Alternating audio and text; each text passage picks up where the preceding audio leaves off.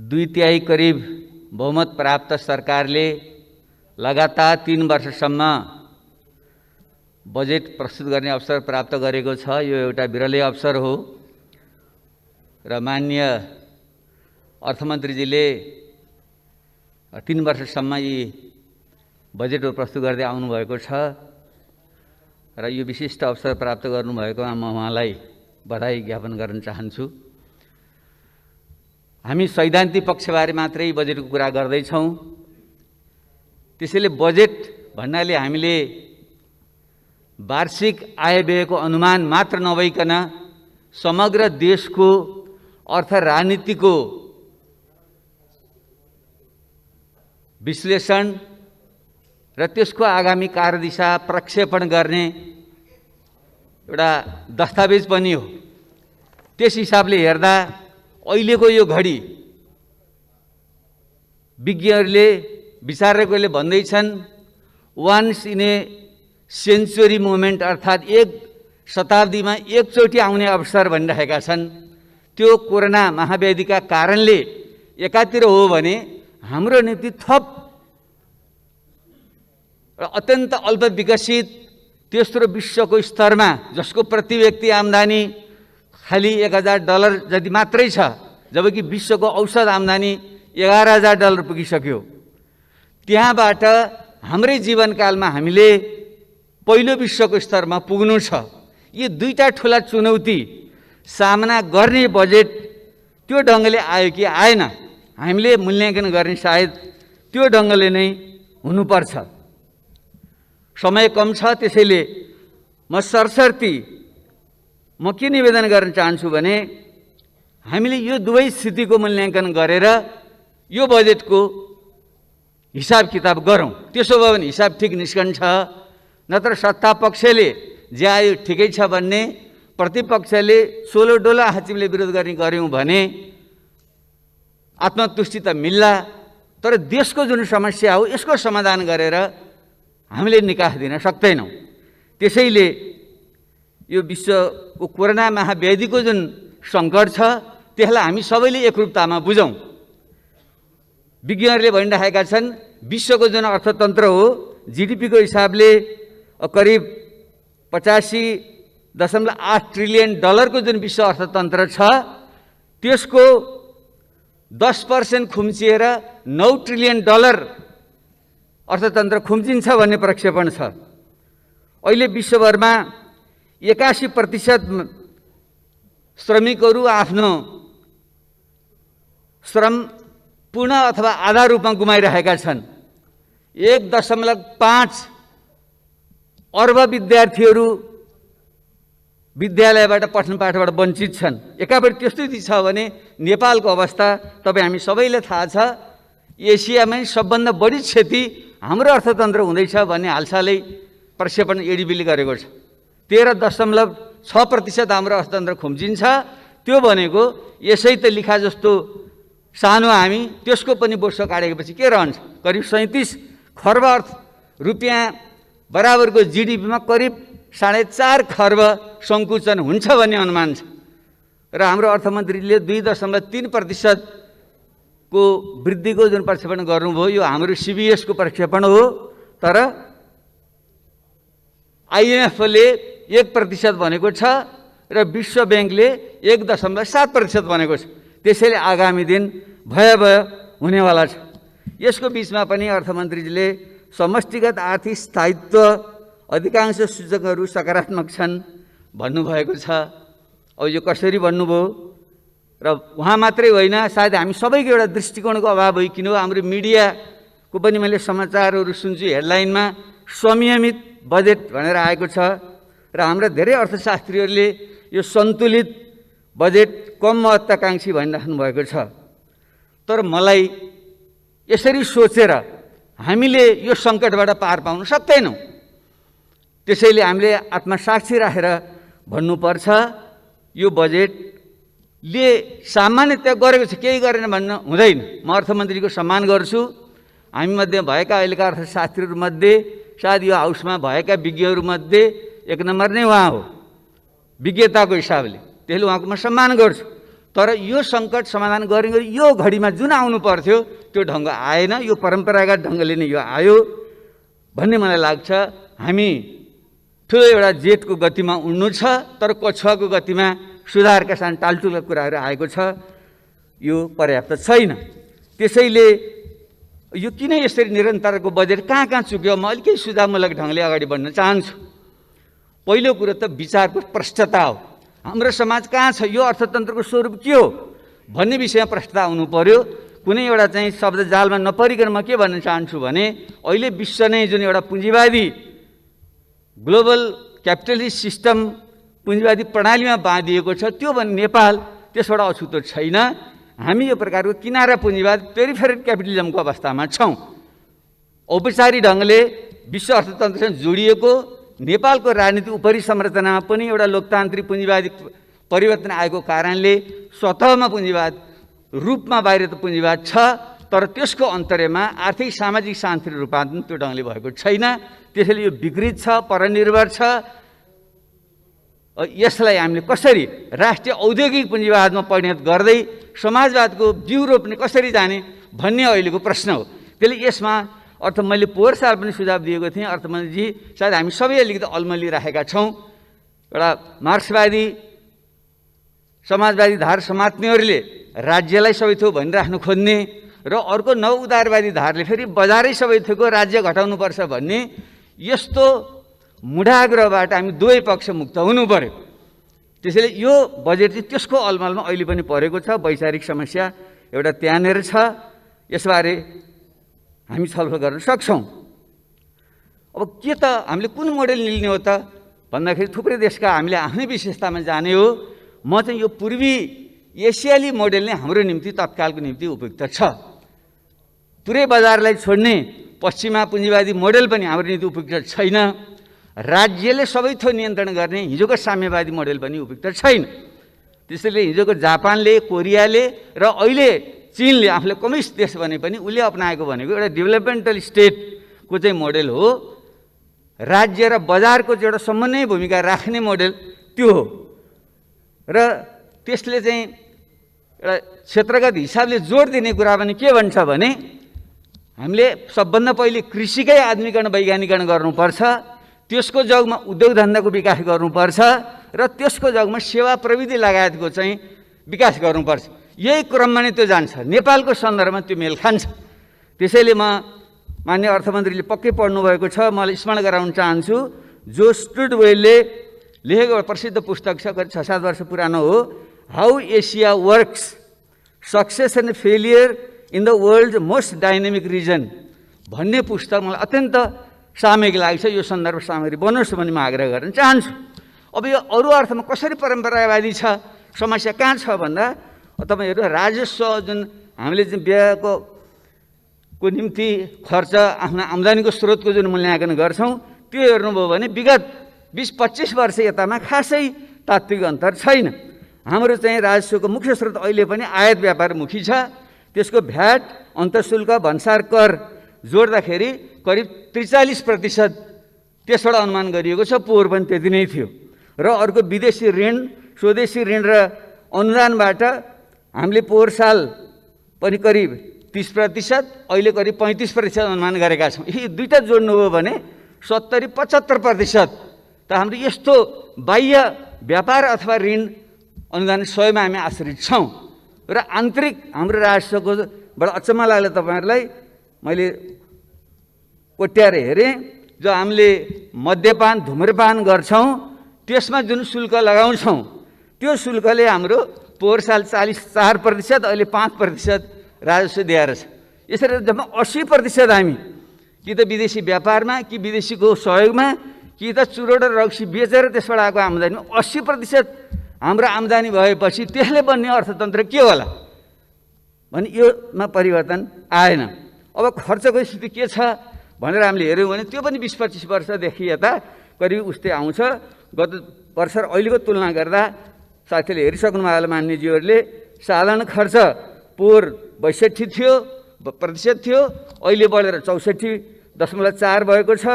विकास खर्च पोहोर 26 दशमलव समथिङ थियो, अहिले 23 दशमलव समथिङ भएको छ, झरेको छ। र ऋण भुक्तानी पोहोर करिब 11% थियो, अहिले 12% छ। उस्तै छ, हामी जहाँको त्यहीँ छौँ।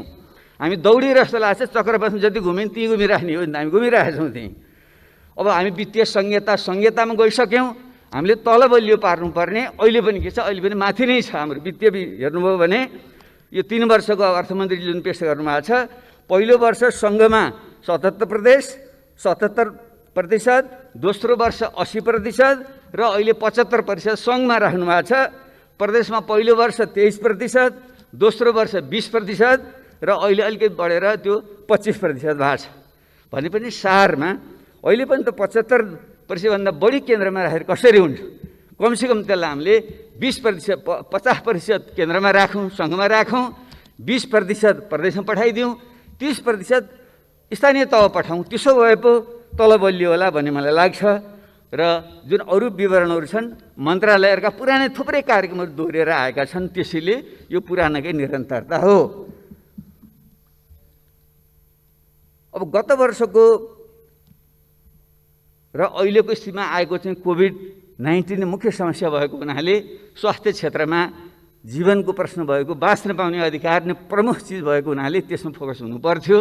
सैद्धान्तिक रूपमा त्यो भएको छ, भएन म भन्दिनँ। तर त्यसको समाधान के त भन्ने कुरा राम्रो योजना बनिएको छ। केन्द्रमा हस्पिटल, प्रदेशका हस्पिटल, स्थानीय तहको बनिएको राम्रै छ। तर के त्यही अनुसार हामीले बजेट विनियोजन गऱ्यौँ त भनेर हेर्दा स्वास्थ्य क्षेत्रको बजेट विनियोजन गत वर्ष 4.84% थियो, 68.78%। यो वर्ष 90 अरब भएको छ, त्यो भनेको 6.1% हो। जबकि स्वास्थ्य क्षेत्रमा कमसेकम 10% लगानी गर्नुपर्छ भन्ने मान्यता छ। हामी त्यसको आधा पनि पुगिरहेका छैनौँ। भने यसले कसरी समस्या समाधान गर्ला सोच्न सक्नुपर्छ। र यसमा लाग्छ अरू कुराको अतिरिक्त हामीले आँट गरेर भन्नै पर्छ, हामी कुनै वैचारिक पिँजडा नबसिकन स्वास्थ्य भनेको सामाजिक दायित्वको क्षेत्र हो, राज्यको दायित्वको क्षेत्र हो। त्यसैले यसको दायित्व राज्यले लिनुपर्छ र निजी स्वास्थ्य जस्तो क्षेत्रमा व्यापार गरिनु हुँदैन। कसैले ठुला अस्पताल खोल्छन्, खोलुन्, तर त्यो व्यापारिक ढङ्गले हुनु हुँदैन। र एउटा विशुद्ध परोपकारी ढङ्गले गर्छ भने ठिक छ, व्यापारको निम्ति स्वास्थ्य जस्तो क्षेत्र छोड्नु हुँदैन। यसमा हामीले हस्तक्षेप गर्नै पर्छ। त्यसले यो हुनुपर्थ्यो, भएन भन्ने मलाई लाग्छ। र अर्को दोस्रो, यस्तो सङ्कटको बेलामा सबैले खोजेको चाहिँ फेरि राहत र तत्कालीन राहत। जसले चाहिँ रोजगारी गुमाएका छन्, जसले खानपान पाएका छन्, त्यसको विषय प्रमुख कुरा हो। र यसमा चाहिँ अर्थतन्त्र जुन ध्वंस भएको छ, यो कसरी उठाउने भन्ने विषयमा विभिन्न सिद्धान्तहरू छन्। एउटा चाहिँ परम्परागत रूपमा आर्थिक सङ्कट आयो भने त्यो चाहिँ एल सेपले जान्छ अरे। एल जस्तो भएर अलि आएन, यसरी जुन तल ओर्लन छ, यसरी ओर्लिएको चाहिँ यसो बिस्तारै माथि जान्छ भन्ने चाहिँ सिद्धान्त हुन्छ।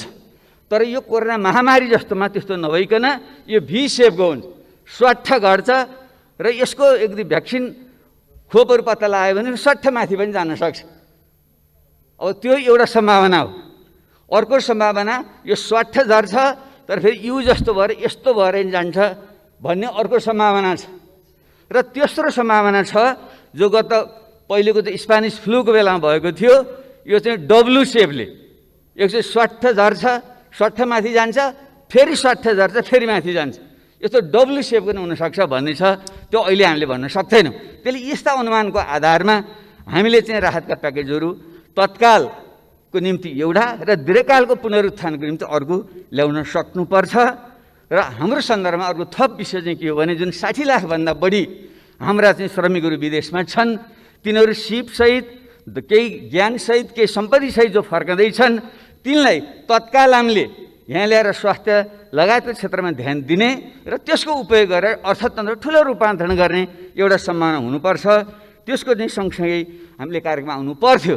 र अहिले राहत वितरणको बेलामा हामीले एउटा दीर्घकालीन के काम गर्न सक्थ्यौँ भने जो मानिसहरू अहिले बेरोजगार भएका छन्, खान नपाए बिचल्ली भएका छन्, पूर्ववक्ता मान्यले भनिसक्नुभयो, मलर सदा, सूर्यबहादुर तामाङ, वीरेन्द्र यादव त भोकले मृत्यु भएकै हो नि।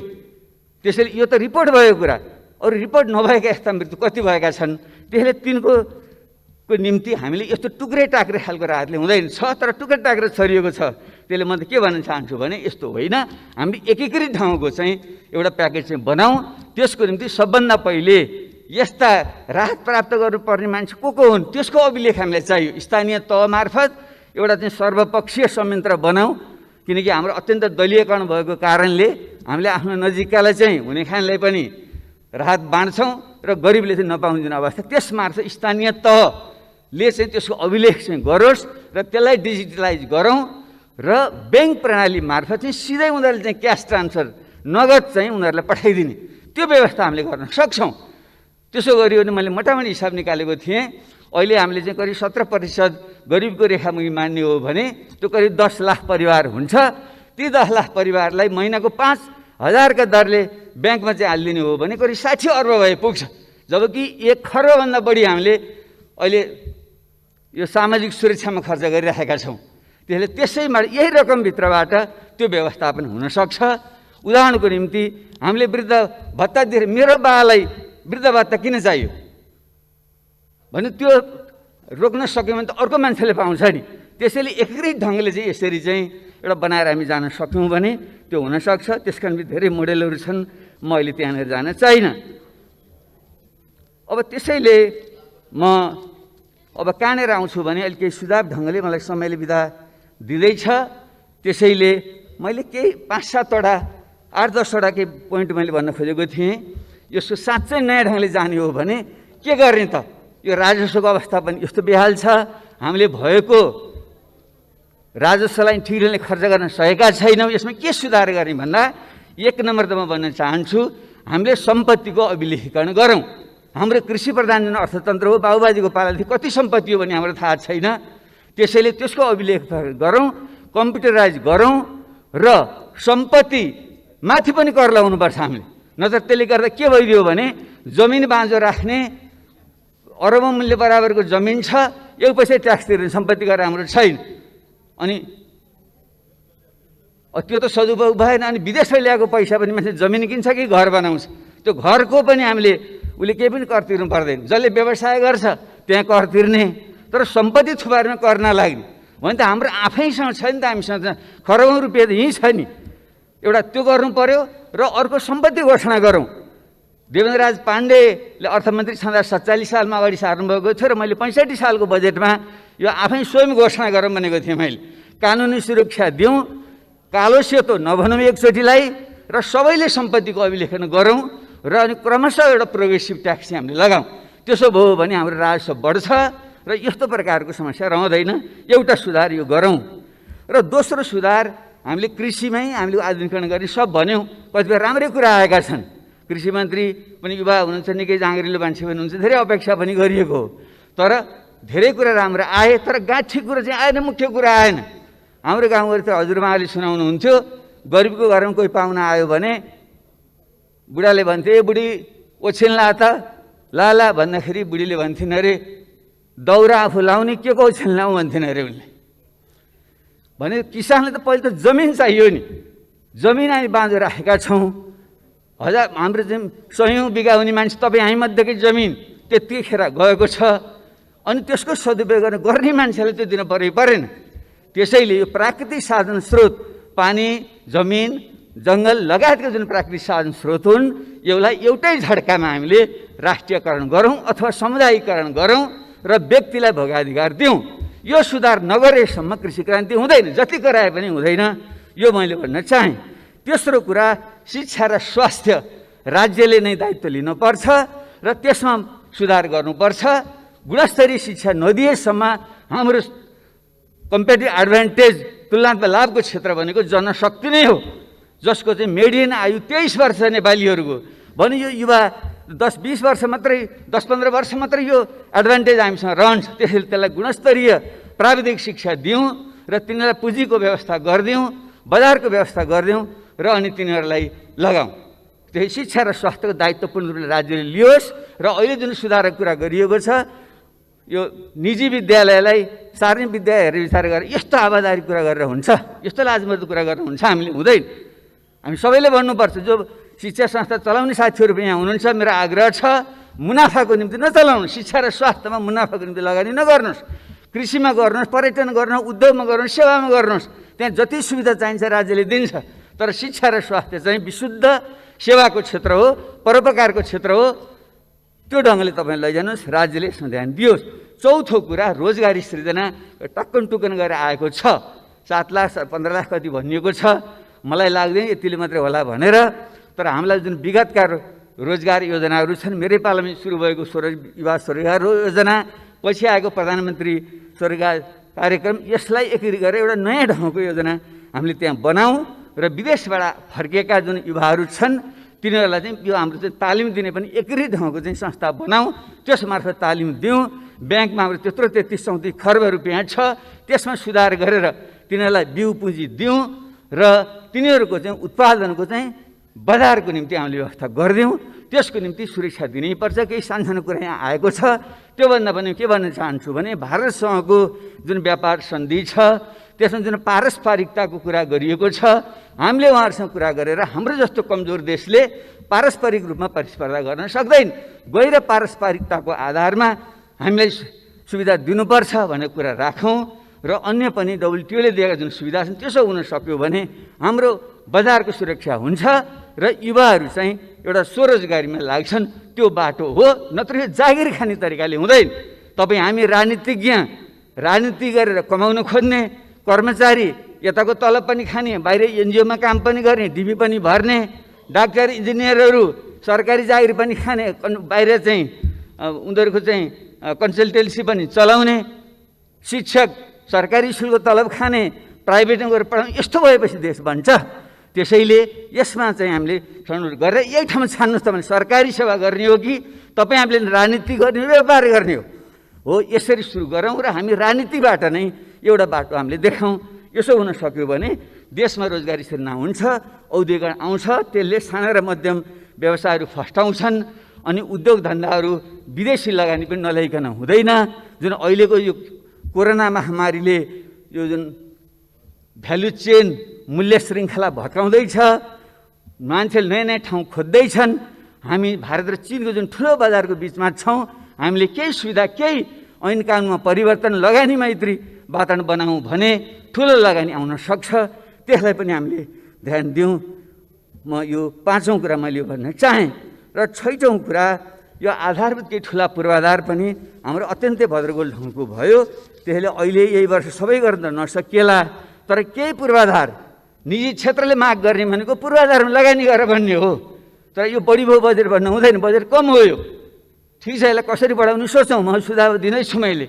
तर पूर्वाधार बाटो, बिजुली, पानी लगायतका चाहिँ सञ्चार लगायतको पूर्वाधार नभइकन यो देशभित्रको निजी क्षेत्र नि फस्टाउँदैन, बाहिरको पनि आउँदैन।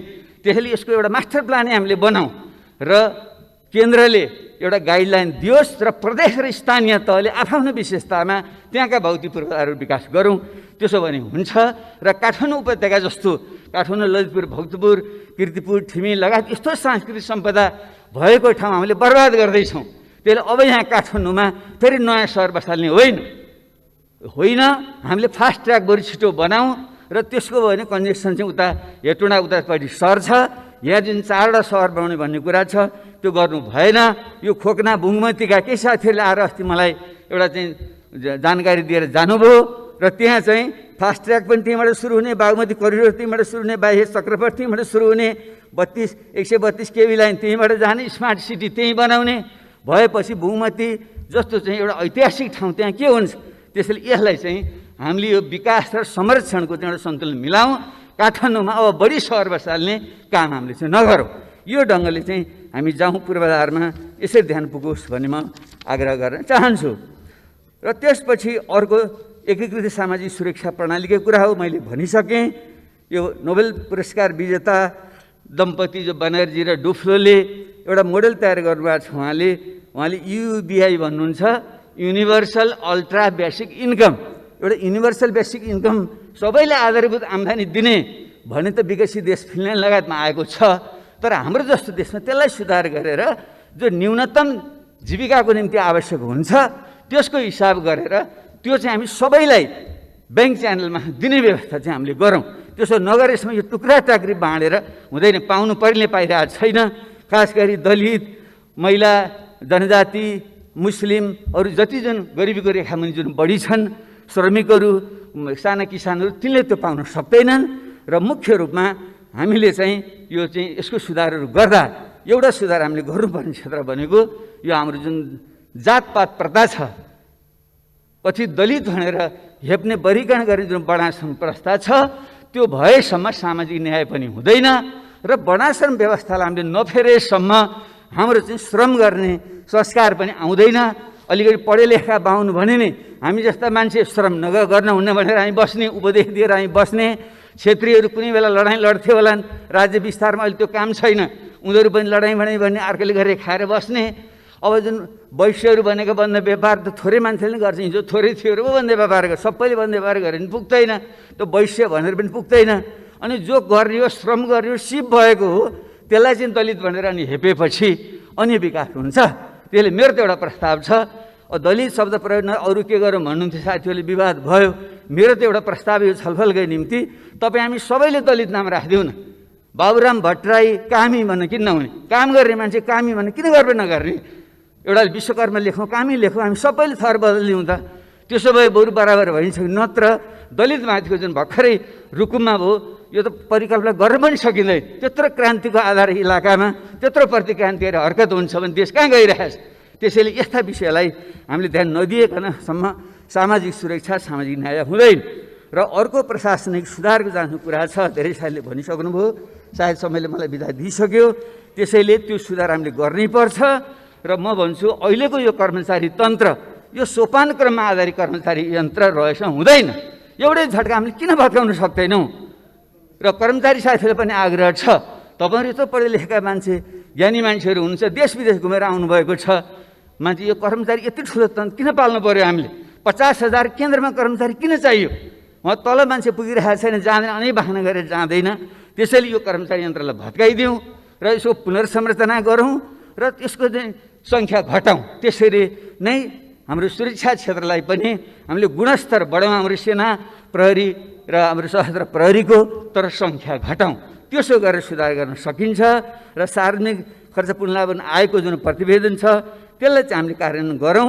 त्यसो हुन सक्यो भने हामीले जुन खर्च गर्न नसक्ने भन्ने हाम्रो क्षमता छ, त्यो वृद्धि हुन्छ। त्यतापट्टि हामीले ध्यान दिउँ। र सँगसँगै यो बजेटमा यो केही यो दुईवटा कुरा कमजोरी भएकै छ। यो सांसद विकास कोषले साह्रै लज्जित बनायो। यो 6 करोड, फेरि अहिले त सायद 4 करोड कतिमा झन् किन चाहियो यो? मैले त पहिले पनि सार्वजनिक भने, तपाईँ हामी सबैले एकमतले भनौँ हामीलाई समानुपाती विकास चाहिन्छ। यो 165 जुन निर्वाचन क्षेत्र छन् तिनको समानुपाती विकास गर्नको निम्ति कति सकिन्छ? 1 अर्ब अथवा कमसेकम 50 करोड सकिन्छ, पक्कै सकिन्छ। किन म पनि अर्थमन्त्री भएर चलाएको मान्छे, त्यो भनेको त करिब 1.5 खर्ब जति रुपियाँ हो, किन सक्दैन? त्यसले त्यसबारे 1-2 महिना पहिले नै, बजेटभन्दा 1-2 महिना पहिले सम्बन्धित क्षेत्रका सबै सांसदहरू, प्रत्यक्ष र समानुपाती सांसदहरू, उहाँहरूले जनता स्थानीय तहसम्म, स्थानीयमा पनि सल्लाह गरेर त्यहाँ पूर्वाधार केन्द्रित शिक्षा, स्वास्थ्य र भौतिक पूर्वाधार केन्द्रित चाहिँ प्रोग्रामहरू बनाएर दिउँ र बजेटमै जान्छ, सरकारी संयन्त्रमार्फत कार्यान्वयन हुन्छ भने हामीले छुट्टै यस्तो चाहिँ लिनु हुँदैन। त्यसैले यसमा एउटा सहमति बनाऊँ, त्यो माग गरौँ, समानुपाती हुनुपर्छ। नत्र केही ठाउँमा चाहिँ अर्बौँ रुपियाँ खर्च हुने, कुनै क्षेत्रमा चाहिँ रातो किताबमै नपर्ने। पोहोर सालमा हेर्दाखेरि 20-25वटा निर्वाचन क्षेत्रमा एउटा योजना पनि रातो किताबमा परेर त्यस्तो हुनु हुँदैन र यसलाई सुझाउनै पर्छ। अर्को किताबको कर, ज्ञानमाथि कर लाउनु हुँदैन। मान्य अर्थमन्त्रीज्यू, तपाईँ पनि बडो एउटा विद्वान व्यक्ति त हुनुहुन्छ, यो चाहिँ मिलेन, जति जे तर्क गर्दा नि मिल्दैन। किताबमाथिको त कर खारेज गर्नै पर्छ हामी। यतापट्टि तपाईँको ध्यान पुगोस्। र विद्युतले चल्ने गाडी पूर्वकता मान्यले भनिसक्नुभयो, यो पनि उल्टो दिशाको यात्रा भयो। हामीले जब हामीले विद्युत उत्पादन गर्दैछौँ, खपत भइरहेको छैन भनिरहेका छौँ भने त्यसको प्रबन्धन हामीले गर्नै पर्छ र आर्थिक हिसाबले पनि, नत्र भने हामीले त्यत्रो इन्धनमा खर्च गर्नु परेको छ, त्यो बचत हुन्छ र पर्यावरणीय हिसाबले पनि दिगो विकास हुन्छ। यसलाई हामीले चाहिँ सच्याउँ, म यो आग्रह गर्न चाहेँ। र अब म अन्त्यमा यो संहिताको विषय जो अत्यन्त मार्मिक ढङ्गले पूर्ववक्ता मान्यले राख्नुभयो, यसमा हामीले गम्भीरतापूर्वक लिनै पर्छ। हामी संहिता त्यत्तिकै गएको होइन, जनताको रगत पसिनाबाट संहिता आएको हो र देशको आवश्यकताले ल्याएको। यो देशको जुन जातीय क्षेत्रीय विविधता छ त्यसलाई सम्बोधन गर्न, जुन असमान विकास छ त्यसलाई सम्बोधन गर्न आएको हो। त्यसैले यसलाई गम्भीर ढङ्गले कारण गरौँ। यसका अपूर्णताहरू छन्, त्यो अपूर्णताहरूलाई संविधान संशोधन गरेर हामीले चाहिँ पुरा गरौँ। र सँगसँगै म एउटा कुरा फेरि पनि मैले पटक भनेको छु, स्वास्थ्य उसमा परेको छन् त बजेटमा, तर पूर्णता भएन। हामीले यस्तो गर्नु भएन। शान्ति सम्झौता भएको 14 वर्ष भइसक्यो, अहिलेसम्म पनि त्यो फेरि गरिने छ। प्रत्येक वर्ष आउने जस्तो त्यो नबनाऊ। हामीले त्यो टिआरसी र बेपत्ता सम्बन्धी आयोगको काम टुङ्गो लगाएर तिनीहरूको पनि समस्या हामीले चाहिँ हल गरौँ। र अन्त्यमा म हाम्रो परराष्ट्र मन्त्रीजीलाई मैले देखिरहेको छैन। हाम्रो देशको साँच्चै नै विकास गर्ने हो भने अब हामीले भारत र चीन बिचको जुन हाम्रो अवस्थिति छ, चीनको पहिलो अर्थतन्त्र हुँदैछ, भारत तेस्रो अर्थतन्त्र हुँदै, यसको बिचमा रहेर हाम्रो भूराजनीतिलाई सन्तुलन गर्न नसकेसम्म हुँदैन। एकापट्टि हाम्रो भौगोलिक अखण्डता, सार्वभौमसत्ता, स्वाधीनताको रक्षा गर्नु छ। यो भूखण्डकै सबभन्दा पुरानो राज्य हुनाले त्यसमा हाम्रो गर्व छ, नेपालीत्वमाथि हामी सबै गर्व छ। तर यसलाई चाहिँ हामीले साँच्चै रक्षा गर्ने हो भने एउटा त यो भूराजनीतिको सन्तुलन मिलाउने स्पष्ट नीति हामीले एउटा बनाऊँ। र यसको निम्ति म फेरि पनि एउटा उदाहरण, एउटा रेफरेन्स मैले दिन चाहन्छु। आजै मैले पढ्ने यो ज्यारेड डायमन्डको किताब अपहिभल भन्ने उनले लेखेका छन्। र त्यस upheaval how nations cope with crisis in change भनेर 7वटा देशहरू, America, Japan, Germany, Finland, Chile, Australia लगायतका देशहरूले कसरी आफ्नो सङ्कटबाट पार गरेर आफ्नो देशलाई अगाडि बढाए भनेका छन्। तीमध्ये फिनल्यान्ड जस्तो अमेरिकाको यो रुसको चाहिँ पुरै उपनिवेशस्तो भएर बस्यो। दोस्रो विश्वयुद्धमा को ताका त्यति बेला स्टालिनले झन्डै त्यसलाई खाइसकेका थिए। त्यति बेला जुन बुद्धि पुर्याएर तिनीहरूले स्टालिनसँग पनि एउटा राम्रो सम्बन्ध राखेर, पश्चिमाहरूसँग राम्रो सम्बन्ध राखेर जसरी आफ्नो स्वाधीनताको रक्षा गरे, त्यो मोडेल हाम्रो अत्यन्तै काम लाग्ने मैले देखिरहेको छु। त्यसैले यो ढङ्गले जाउँ। अहिले हाम्रो जुन लिपुले, कालापानी लगायतको क्षेत्रको सुगौली सन्धिले हामीले दिएको हाम्रो भूभाग हो, त्यसमा कुनै विवाद छैन। आमा र मातृभूमि प्रतिको लोयल्टी नहुने मान्छे हुँदैन। त्यसैले त्यसमाथि हामीले शङ्का गर्नु हुँदैन। हाम्रा एउटै आमाका सन्तान मध्ये कोहीले आमालाई बढी माया गर्छ, म चाहिँ बढी गर्छु, भाइ बहिनीले गर्दैनन् भन्न मैले ठाने भने बुझ्नुपर्छ मेरो नियत खराब छ। मैले अंश बन्नमा हेराफेरी गर्दैछु। त्यस्तै एउटै देशका विभिन्न जाति समुदाय मध्ये एउटा देशभक्त अर्को देशद्रोही भन्न थाल्यौँ भने त्यहाँ बुझ्नुपर्छ। त्यहाँ पनि राष्ट्रिय भागभण्डाको कुरा, उसको अधिकारको भागभण्डा, पहिचानको भागभण्डाको कुरामा झेल हुँदैछ भनेर हामीले बुझ्नुपर्छ।